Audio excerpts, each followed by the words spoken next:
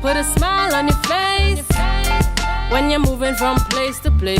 Good morning, good morning, morning, good morning, morning.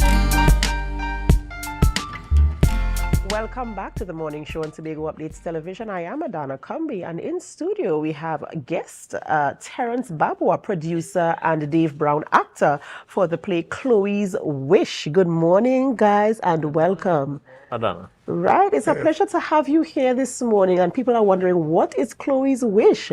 So we want to head straight on into that conversation and giving a little insight as to what is Chloe's Wish, what it is about, and when and where we can be able to participate in viewing this production. Okay, so Chloe's Wish is a movie that was written and produced in rural Trinidad, and it was the post-COVID era during that period of time.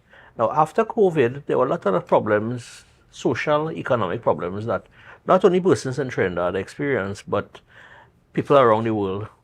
And it's very common. We have a lot of unique characteristics similar to those in Tobago, Jamaica, Barbados. So it's a Caribbean at the Caribbean level.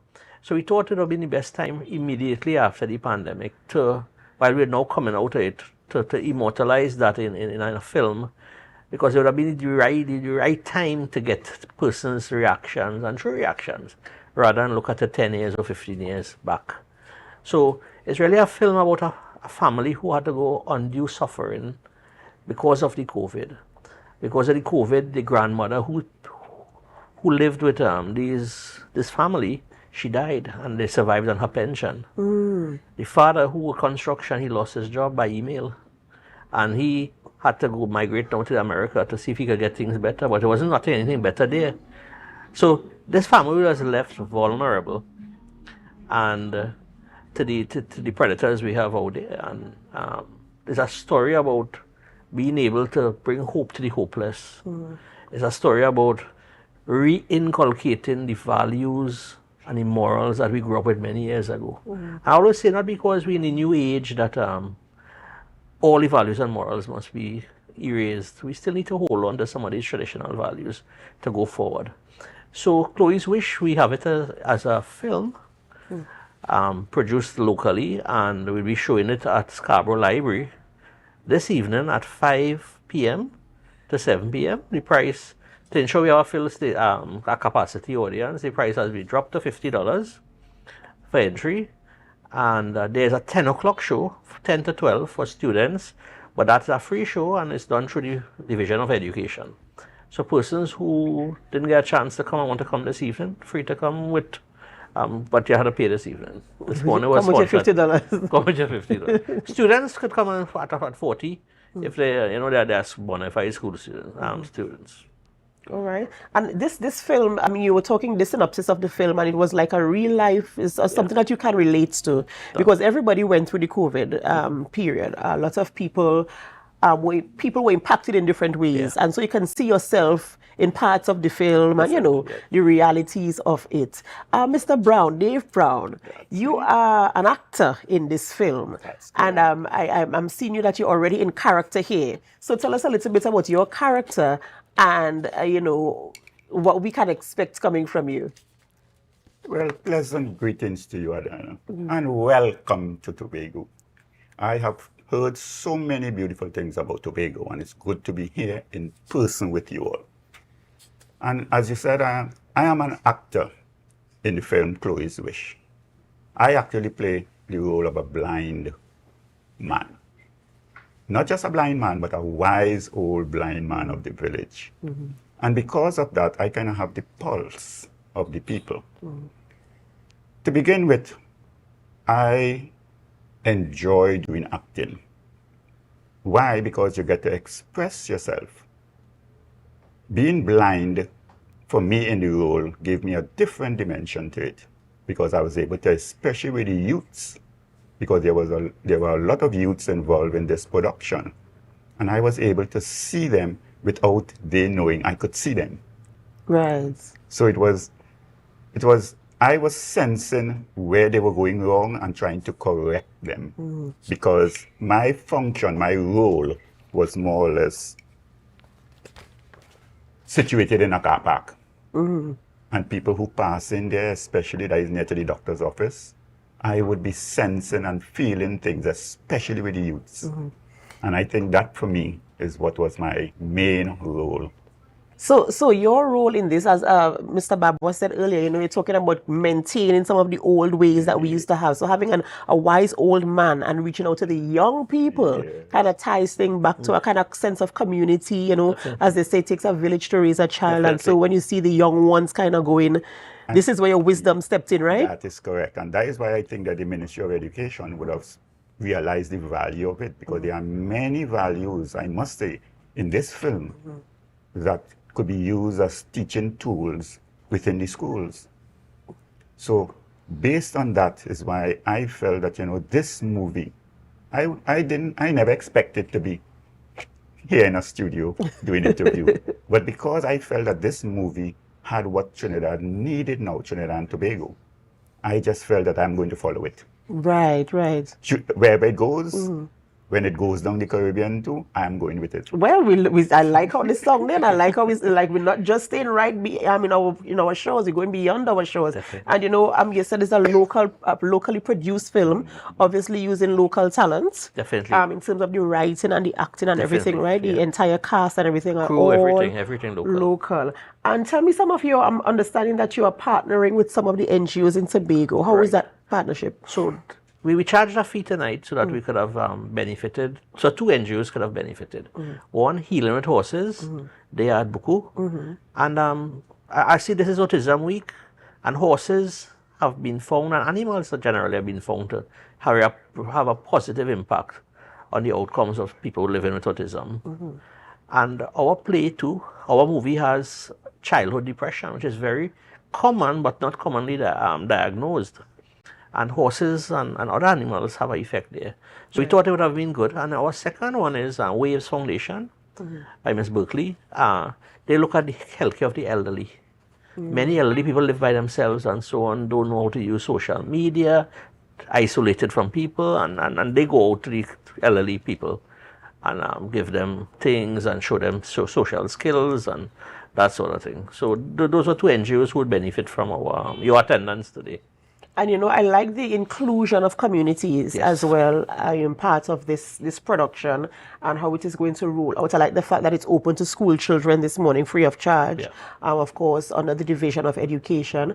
And I like the fact that also this evening is open to the wider audience to actually participate, and not only just to come and see, but also to contribute to NGOs who are known for helping people in communities who are, going through some measure of some type of depression or something like that. So kudos to you guys. Now, Mr. Brown, you alluded to this film going down the islands, going through the Caribbean with this. I have made a prediction on it. This is a prediction. Mr. Babwah, how do you see this? Do you actually, as the producer here, do you see this film going beyond the borders of Trinidad and Tobago? Well, really and truly, it has. It already started. It was in the cinemas just around Christmas time. Probably was the wrong timing, but it was in the cinemas. And we also started streaming it. So we got some responses from Canada and the diaspora of the Caribbean. So, of Caribbean people. So Canada, England, USA. So I see it going places. And I don't want to feel it's just a drama. There's a lot of comedy in it. There are a lot of tears. There are schemas. There are so many things that will make you happy. The real life thing, It's not a stage thing. It's just a life on a stage, really.